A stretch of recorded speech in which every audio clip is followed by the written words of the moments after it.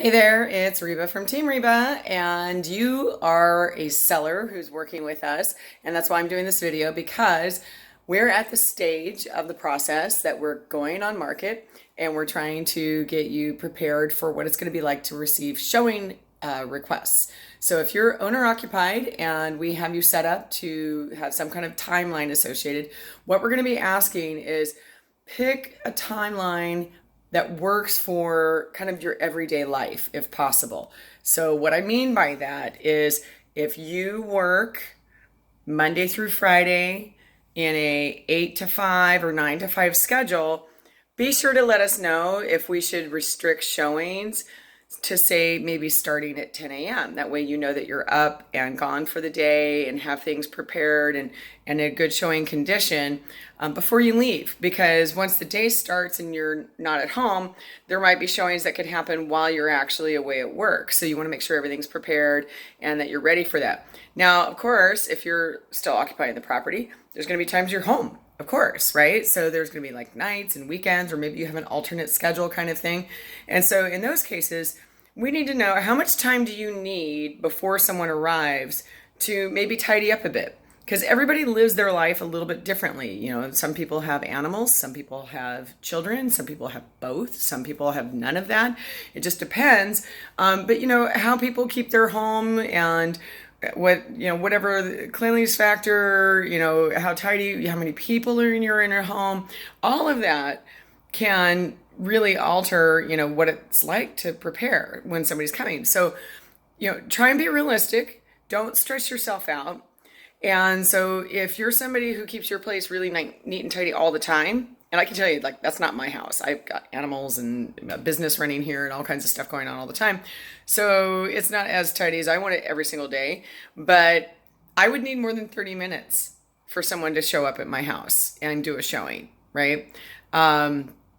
So if you are somebody who needs a little more time, or maybe you also want to consider, maybe you like to cook at home a lot.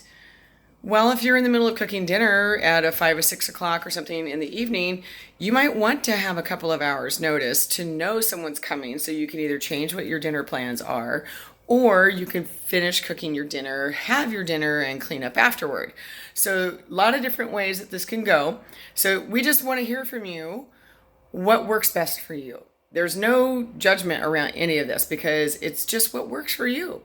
And the great thing is that our multiple listing service really tries to be strict about making sure that the agents follow these rules.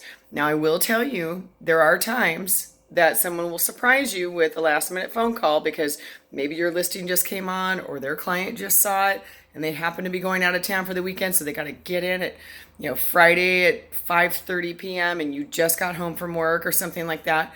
But we always say just use it like a decision tree. Here's your chance. You do have control of everything. So you can decide, is this useful for me right now in terms of time?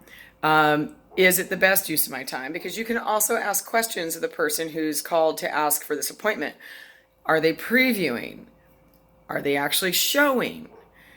If they're showing, is this the only house they're showing, or are you part of a tour? Because you can request to have them maybe alter where you're at within their tour. Now, if you're the only house they're going to be looking at, well, that means you probably have a pretty interested buyer because they're not looking at anything else. They just want to come see your place. And if they're previewing, that just means they're going to come and see it because maybe they're trying to know the inventory in the market. Maybe they're getting ready to put a competitor on market, sometime near to when you've just come on, and so they just want to come and see what the other competing properties would look like, so they kind of know what to do with their pricing, that kind of thing. They're not going to necessarily give you all those details, but I'm just telling you that's what preview can mean. It can mean maybe they have a client in mind, maybe they're just doing a pricing exercise, market analysis or something for a client or a new listing coming on, or it's maybe a new agent who's just trying to get to know the inventory, or an agent who targets the neighborhood or something like that. Doesn't always necessarily they've got somebody that they're going to have, but you have some choices. And so we always just say, if it's this, then do that. So if it is convenient and you can accommodate, please do so. If it is not convenient, you can ask about scheduling for another time. Or if they're doing a tour, you could ask, could they move you around if when they want to come isn't so convenient? So maybe it gives you an hour or two in advance or something. But, if you have other questions around it, I'm hoping that this is enough to explain it. But just know you do have some control over the situation.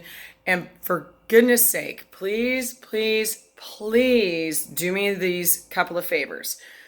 If you have an agent who is pushy and who comes and shows your property without following any of the showing instructions, I want to know who they are. Because like I said, the MLS tries to enforce these rules, and the only way we can do it is if we do self-reporting. So if you have someone who's like that, I want to know that because I want to turn them in. Because that's rude, and there are rules that we all have to follow as members of the organization. The other part of it, though, is just because your house is on the market and you have a sign in front of your house, many of you hear me talk a lot about safety and security. So if you have a sign in your front yard or your listing is out on the internet, do not, please, please, please do not let random strangers into your home. And also, even if you happen to be home and someone knocks on the door and says they're an agent, make them prove it. And that is more than just asking them to give you a business card, because anybody can order business cards. You make sure that they use their phone or whatever key thing that they use for that blue lockbox that's on your property. They need to show that they can open it. And I don't want you to let them in without them recording that they're there, because that box actually records every person, agent. Only agents have access to that for security reasons. So make sure they check in. Do not let anybody in your home that doesn't check in, doesn't prove they're an agent. And for goodness sake, please don't let random strangers off the street into your house. Okay? There are way too many stories about homeowners who have been burgled or hurt or harmed in some way. And I don't want to see a single one of our clients be a victim. So please make sure that you follow all the same safety and security procedures that you would normally do. Okay. So anyway, hopefully all of this is good information for you. It helps explain the process. If you have any questions whatsoever, please reach out to me at reba@teamreba.com or send me, a text or a phone call at 206-910-3429. Okay. Thanks so much. Appreciate you being one of our Team Reba clients.